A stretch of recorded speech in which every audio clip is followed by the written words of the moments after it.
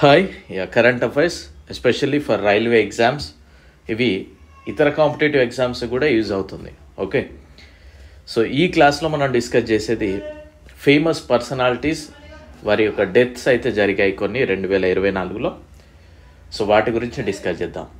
Examiner ఈ concept మీద ఎలాంటి క్వశ్చన్స్ అడుగుతాడు అనేది క్లియర్గా చెప్తాను.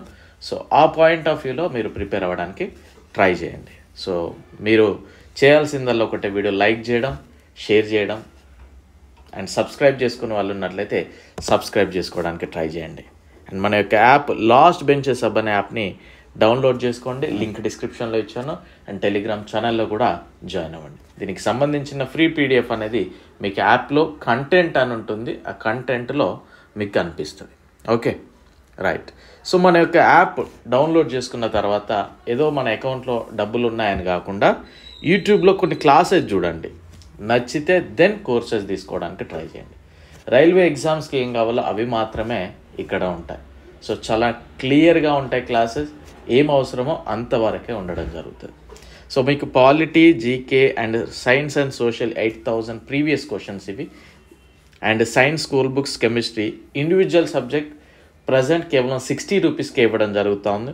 And NTPC group D course 300 రూపీస్కి ఇవ్వడం జరుగుతుంది. ఇక్కడ కొన్ని క్లాసెస్ పెండింగ్ ఉన్నాయి, సో నో వరీ. సో మనం 1 by 1 అప్లోడ్ చేస్తూ ఉన్నాం, మీరు అబ్జర్వ్ చేస్తూనే ఉన్నారు. క్లాసెస్ నోట్స్ మనం చేస్తున్నాం. సో తీసుకోవడానికి ట్రై చేసే వాళ్ళు యూట్యూబ్లో క్లాసెస్ చూడండి ఫస్ట్. ఓకే, సో దెన్ రైల్వేకి ఉపయోగపడుతున్నాయని మీకు అనిపిస్తే తీసుకోండి. So coming to the topic, examiner ఏ విధంగా అడగవచ్చు అంటే, వారు చేసిన ఇప్పుడు ఫస్ట్ క్వశ్చన్ చూడండి. ఇక్కడ తులసి గౌడ గారి గురించి డిస్కస్ చేస్తూ ఉన్నాం. 2024లో డిసెంబర్లో తను మరణించారు. డేట్ ఏం అడగరండి, ఎప్పుడు మరణించారని. కర్ణాటకకు చెందిన వ్యక్తి, లక్షల్లో మొక్కలు నాటింది. సో పద్మశ్రీ పురస్కార గ్రహీత, సో అందుకే ఎక్కువగా ఫోకస్ చేయాలి. సో లక్షల్లో మొక్కలు నాటిన పద్మశ్రీ గ్రహీత తులసి గౌడ ఏ రాష్ట్రానికి సంబంధించిన వ్యక్తి అని అడగవచ్చు.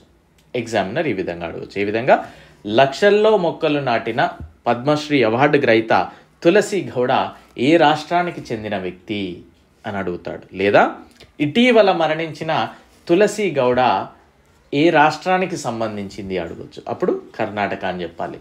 లేదా ఇటీవల మరణించిన తులసి గౌడ దేనిలో ప్రముఖము, ఏ విషయంలో మనం చెప్పుకుంటా ఉన్నాము అని అడుగుతాడు. అంటే లక్షల్లో మొక్కలు నాటింది అని మనం ఆన్సర్ చెప్పాల్సి ఉంటుంది. సో ఈ ఒక్క టాపిక్, ఈ ఒక్క పర్సన్ గురించి మనకి ఎగ్జామినర్ 3 రకాలుగా, తులసి గౌడ ఏ రాష్ట్రానికి సంబంధించింది, తులసి గౌడ ఏ రోల్ ప్లే చేసింది, ఏ రోల్ ప్లే చేస్తేనే కదా మనం ప్రముఖులు అని మనం చెప్పుకుంటా ఉన్నాం. సో తను ఏ రోల్ ప్లే చేసింది, లక్షల్లో మొక్కలు నాటింది. సో ఆ విధంగా మనం డిస్కస్ చేయాలి. Okay, so next Zakir Hussain గారు కూడా 2024లోనే డిసెంబర్లో రీసెంట్గా మరణించడం జరిగింది. సో ఈయనే దీనిలో ప్రముఖుడు అని అడుగుతాడు. తబలా కళాకారుడు ఏ రాష్ట్రానికి సంబంధించిన వ్యక్తి అని అడుగుతారు. మహారాష్ట్రకు సంబంధించిన వ్యక్తి అంటారు. ఈయనకి పద్మశ్రీ వచ్చింది, పద్మభూషణ్ వచ్చింది, పద్మవిభూషణ్ వచ్చింది. సో పద్మవిభూషణ్ 2023లో వచ్చింది కనుక ఫోకస్ చేయండి ఈ పాయింట్. అండ్ నెక్స్ట్ సంగీత నాటకం అవార్డు గ్రహీత కూడా ఆయన. సో జాకీర్ హుస్సేన్ అనగానే మనకి వతాజ్ అనే ఒక యాడ్ ఉంటుందిగా, సో దాని ద్వారా మనకు ఎక్కువగా ఫేమస్ అయినాయి, అంటే మనకు ఐడియా ఉన్నంతవరకు. ఓకేనా. సో నెక్స్ట్ శారదా సిన్హా 2024 నవంబర్లో తన యొక్క డెత్ జరిగింది. గాయకురాలు, ఎక్కువగా ఈమె మైథిలి భోజ్పురిలో పాటలు పాడుతుంది, సింగర్ అని చెప్పాలి. బీహార్కి చెందిన వ్యక్తి. అండ్ బీహార్ నైటింగల్ అని పిలుస్తారు. ఇక్కడ ఎగ్జామినర్ ఏమని అడగొచ్చు అంటే, బీహార్ నైటింగల్ అని ఎవరిని పిలుస్తారు అని అడుగుతూ ఉంటాడు. శారదా సిన్హా. సో ఈమెకు కూడా పద్మశ్రీ వచ్చింది, పద్మభూషణ్ వచ్చింది, సంగీత నాటకం అవార్డు కూడా వచ్చింది. ఇక్కడ వీరికి ఏ ఇయర్లో వచ్చింది అనేది పెద్దగా అవసరం లేదు. రీసెంట్గా మనం జాకీర్ హుస్సేన్కి 2023లో వచ్చింది కనుక అది గుర్తుపెట్టుకో అని చెప్పాను. ఓకేనా. నెక్స్ట్ గణేష్ మహాదేవన్. సో ఢిల్లీ గణేష్ అంటారు, యాక్టర్. నవంబర్ 2024లో డెత్ జరిగింది. సో ఈయన యాక్టర్, ఫార్మర్ ఎయిర్ ఫోర్స్లో వర్క్ చేశాడు, ఇండియన్ ఎయిర్ ఫోర్స్లో వర్క్ చేయడం జరిగింది కార్పొరల్ రోల్లో. తమిళనాడుకి చెందిన వ్యక్తి. 1965 and 71లో ఇండియా పాక్ వార్లో కూడా ఈయన పార్టిసిపేట్ చేశాడు. సో నెక్స్ట్ రతన్ టాటా గారు, వెరీ వెరీ ఇంపార్టెంట్, ఖచ్చితంగా భారత రత్న వచ్చే అవకాశం కూడా ఉంటుంది. అక్టోబర్ 2024లో తను స్వర్గస్థులయ్యారు. గొప్ప మానవతావాది. సో టాటా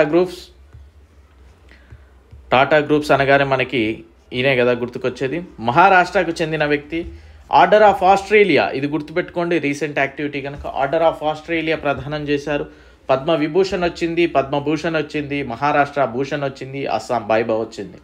సో దీంతో పాటు honorary knight grand cross of the order of the British Empire 2014లో కూడా రావడం జరిగింది. సో ఈయనకి ఏదో అవార్డు, మేబీ ఇదే అనుకుంటే, ఈ అవార్డు ఇచ్చేటప్పుడు తన యొక్క డాగ్కి బాగాలేదు, నేను అది స్వీకరించడానికి రావట్లేదు అని తనైతే ఇన్ఫామ్ చేయడం జరిగిందంట. సో అంత గొప్ప వ్యక్తి సో రతన్ టాటా గారు. నెక్స్ట్ కనకరాజు, అక్టోబర్ 2024లో మరణించాడు. సో కనకరాజు దేని రిలేటెడ్ అని అడుగుతూ ఉంటాడు. గుస్సాడి నృత్య కళాకారుడు, తెలంగాణకి చెందిన వ్యక్తి, పద్మశ్రీ గ్రహీత. సీతారాం యేచూరి సెప్టెంబర్ 2024లో మరణించారు. తెలుగు బ్రాహ్మణినే, మద్రాసులో జన్మించాడు. సిపిఐ మార్క్సిస్ట్ యొక్క చీఫ్ కార్యదర్శి, అదేవిధంగా రాజ్యసభ మెంబర్గా కూడా 2005 నుండి 2017 వరకు వర్క్ చేయడం జరిగింది తను. అండ్ నెక్స్ట్ రామోజీరావు గారు, జూన్ 2024, రామోజీ గ్రూప్స్ అధినేత, ఈనాడు, ఈటీవీ, అదేవిధంగా Usha, Kiran movies, Ramoji film city. And ఆంధ్రప్రదేశ్కి చెందిన వ్యక్తి. పద్మవిభూషణ్ 2016లో వచ్చింది. And next Yamini Krishnamurthy, August 2024లో మరణించారు. సో భరతనాట్య, కూచిపూడి నృత్యకారిణి. యామిని కృష్ణమూర్తి ఏ రిలేటెడ్ డ్యాన్స్ అని అడుగుతూ ఉంటాడు. భరతనాట్యం అండ్ కూచిపూడి. సో కథకి ఇస్తాడు, అందులో అవి ఇస్తాడు. సో అవన్నీ మనం పెట్టొద్దు. భరతనాట్యం అండ్ కూచిపూడి. ఆంధ్రప్రదేశ్కి చెందిన వ్యక్తి. పద్మశ్రీ వచ్చింది, పద్మభూషణ్ వచ్చింది, పద్మవిభూషణ్ వచ్చింది. సో ఈ అవార్డ్స్ ఎందుకు చెప్తున్నాను అంటే, ఈ పర్సన్ అంతగా ఇంపార్టెంట్ అని మీకు చెప్పడానికి మాత్రమే. ఎగ్జామ్ పాయింట్ ఆఫ్ వ్యూలో ఇవేం అడగడు, ఏ ఇయర్లో వచ్చిందని అడగరు. ఓకేనా, గ్రహించండి. లైక్ చేయడం మాత్రం దయచేసి మర్చిపోకండి please. Right. Next Ram Narayan Agarwal, August 2024లో తను మరణించాడు. ఫాదర్ ఆఫ్ అగ్ని మిసైల్ అంటారు. ఫాదర్ ఆఫ్ అగ్ని మిసైల్ అని ఎవరిని పిలుస్తారు అంటారు? రామ్ నారాయణ్ అగర్వాల్, రాజస్థాన్కి చెందిన వ్యక్తి. పద్మశ్రీ వచ్చింది, పద్మభూషణ్ కూడా రావడం జరిగింది. కమలా పుజారి 2024లో మరణించారు. ఒడిశాకు చెందిన వ్యక్తి. వెరీ ఇంపార్టెంట్, సేంద్రియ వ్యవసాయం, ఆర్గానిక్ ఫార్మింగ్ విషయంలో తనకి 2022 పద్మశ్రీ, గుర్తుపెట్టుకోండి, ఇది కూడా రావడం జరిగింది. సో ఆర్గానిక్ ఫామ్, ఒడిశా, కమలా పుజారి, గుర్తుపెట్టుకోండి పాయింట్స్. మాలతి జోషి 2024 మేలో మరణించారు. మహారాష్ట్రకి సంబంధించిన వ్యక్తి. ఆథర్, రచయిత్రి, పద్మశ్రీ గ్రహీత కూడా. అచ్యుతన్ రామచంద్రన్ ఫిబ్రవరి 2024లో మరణించాడు.